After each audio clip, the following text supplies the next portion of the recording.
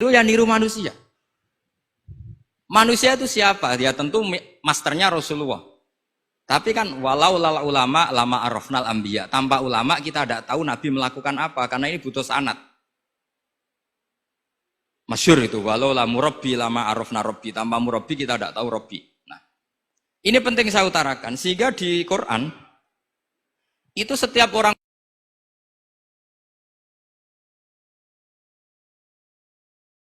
sudah agak ahli fikih, sudah pensiun, bukan karena sudah bodoh tapi sudah ben diurusi sing nom-nom. Sudah makom saya sudah ndak itu sih. Ndak tahu entah makom saya dari mana, ndak tahu saya. Misalnya begini, saya beri contoh. Di antara yang nggak boleh dalam pernikahan adalah wa antajma'u bainal ukhtain. Menikahi mbaknya plus adiknya, fi nikahin wahid, tahta rajulin wahid. Jadi nggak boleh mempoligami mbak bersama adiknya. Kalau kita percaya zahirun nas, maka yang haram hanyalah wayoh atau berpoligami mbak dan adik. Dan itu bahaya kalau Anda memahami seperti itu. Zaman Rasulullah Sugeng ngendikan ditambahi satu tok sama Nabi. Wala benal mar'ati wa ammatiha wala benal mar'ati wa kholatiha. Itu kalau orang Jawa kan satu, karena bulik dan bude orang Jawa itu sama, dari bapak ya bulik, dari ibu juga bulik. Tapi kalau orang Arab bilang min jatil ab disebut ammah, min jatil dikatakan kholah. Nabi zaman Sugeng itu hanya nambah itu tok. Juga agak boleh menikahi ponaan plus buliknya atau menikahi buliknya plus ponaannya. Kemudian oleh ulama fikih ditambahi satu kaidah. Dua perempuan yang kalau saja laufurido itu kalau saja diandekan yang satu lelaki tidak boleh nikah, maka orang ini tidak boleh dijamu dikumpulkan tahta rajulin wahid. Berarti memasukkan siapa saja?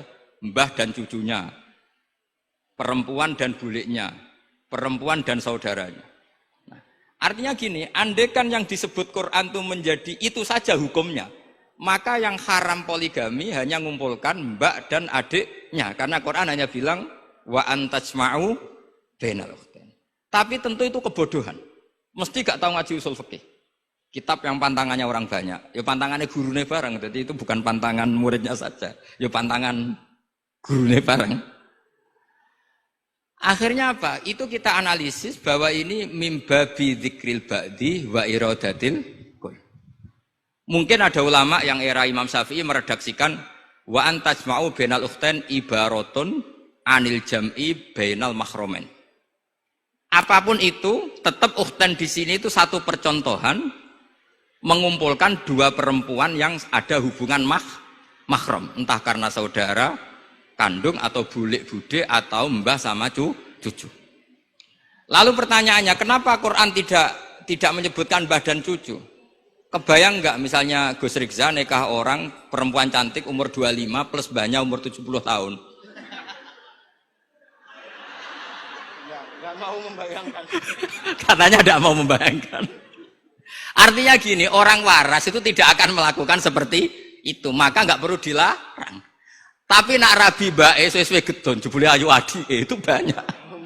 Terus dongano bae mati itu banyak itu mungkin. Sehingga yang potensi bahaya itu wa antas mau penal ukhtain. Karena yang potensi nakal itu ya itu tadi. Ro nambake luwe ayu rabi adike, semoga kalau sedang keluarga orang lain ceraikanlah. Tungone maksa. Tungone maksa niku wae.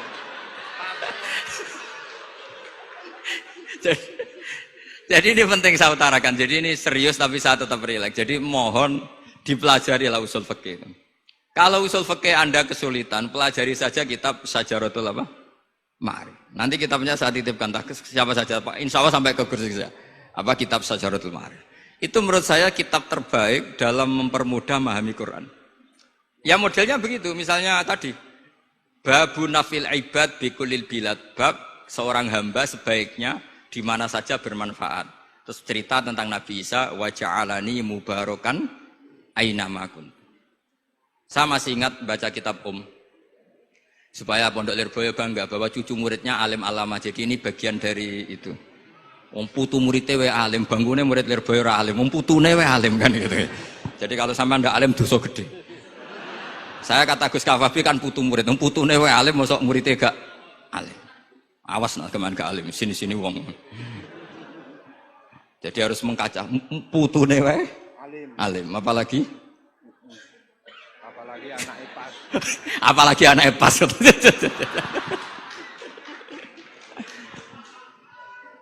Jadi tadi sampai mana Gus? Lupa ya. Sampai adik ayu. Adik ayu. Mbake sing ayu. Ditungakno tadi. Iya, ditungakne bentang mati adike oleh mbake. Tapi adike mati Gus. Saya teruskan lagi ya. Jadi kalau saya masih ingat baca kitab karangannya Imam Syafi'i dalam tema yang mirip ini. Ketika beliau ditanya, boleh ndak seorang lelaki uzubah tidak nikah? Waqat qala Rasulullah sallallahu alaihi wasallam andeka sunnati faman rohiba an sunnati faleza minni. Itu kata Imam Syafi'i. Ya kalau dia tidak nikah karena benci sunnah Rasulullah itu buruk. Tapi kalau karena takdir dia tidak suka nikah atau enggak payu rabi ya enggak apa-apa kan. Terus Imam Syafi'i ditanya, apa dalilnya? Jawabnya Imam Syafi'i itu rileks sekali. Inna wa ta'ala dzakara abdan sholihan wa wasofa bi annahu hasur. Terus beliau baca ayat wasayyidaw wa hasura wa nabiyyam minas sholihin. Allah itu menyebut sekian hambanya yang soleh. Dan di antara hambanya yang soleh itu berstatus hasur, orang yang tidak nikah. Artinya tidak nikah itu bukan mengganggu kesalehan. Maka uzubah itu halal. Semudah itu dulu orang memahami Quran. Kok sekarang jadi sulit itu salah gurunya apa salah muridnya? Jadi ini cobalah di apa ya, saya memang ingin supaya Pondok Lirboyo itu mudah sekali paham Quran. Saya ini termasuk heran ya, kenapa saya yang ngomong tafsir itu menurut saya biasa saja sama. Tapi saya kata orang banyak itu sudah mufassir. Kenapa saya ngomong biasa saja? Karena ya tadi dengan perangkat-perangkat ilmu kayak usul fikih, kayak fikih sendiri, termasuk kitab Sajarah, memang memahami Quran itu gampang. Wong kafir saja bisa paham dulu. Umar ketika paham Quran itu belum mondok Lirboyo. Masih kafir. Enggak pernah jadi mustahik. Apalagi wakil rektor, enggak pernah. Tapi ketika adiknya Fatimah baca Quran, Toha ma anzalna alaikal Qur'ana litashqa illa tazkiratan limai, itu dia faham dan menjadi masuk Islam. Itu coba fahamnya itu sama ngajinya dulu mana?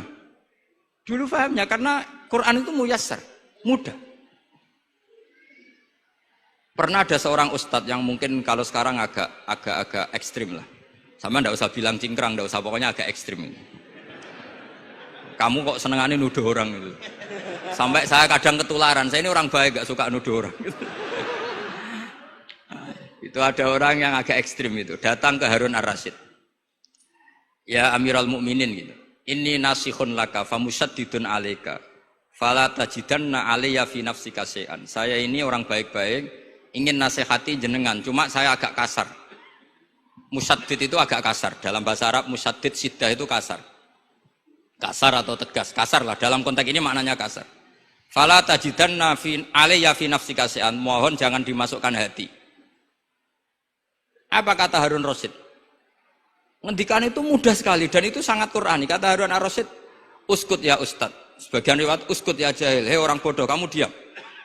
Inna Allaha ta'ala ba'atha man huwa khairun minka ila man huwa syarrun minni.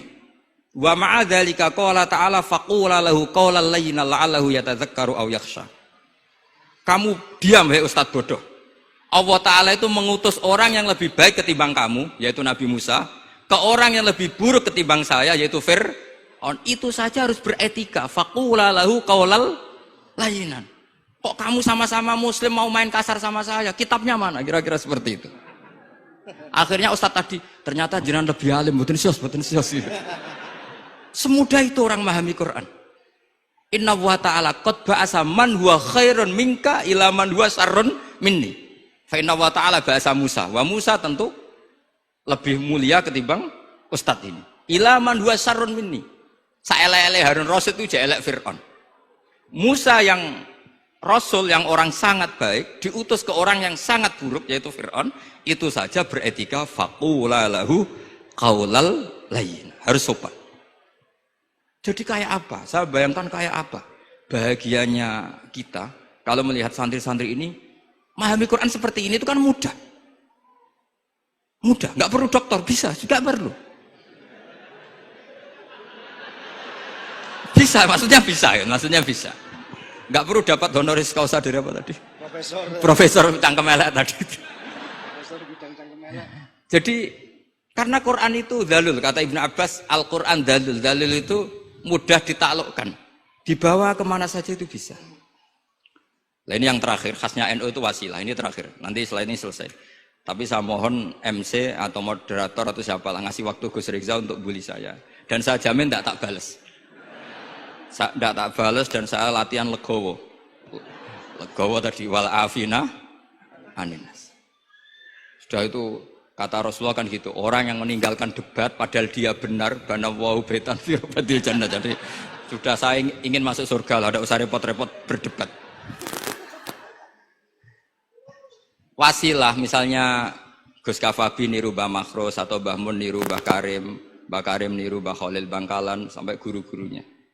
Karena zuriyatam ba'duha min ba'd. Saya juga alhamdulillah kemarin 3 bulan yang lalu, 4 bulan yang lalu Pak Said itu nyari nasabnya di Kudus. Kebetulan beliau sudah dengar-dengar kalau saudaranya Mbah Sahal. Mbah Sahal itu sepupunya Mbah saya, nyari-nyari ketemu. Ketemu beliau senang sekali.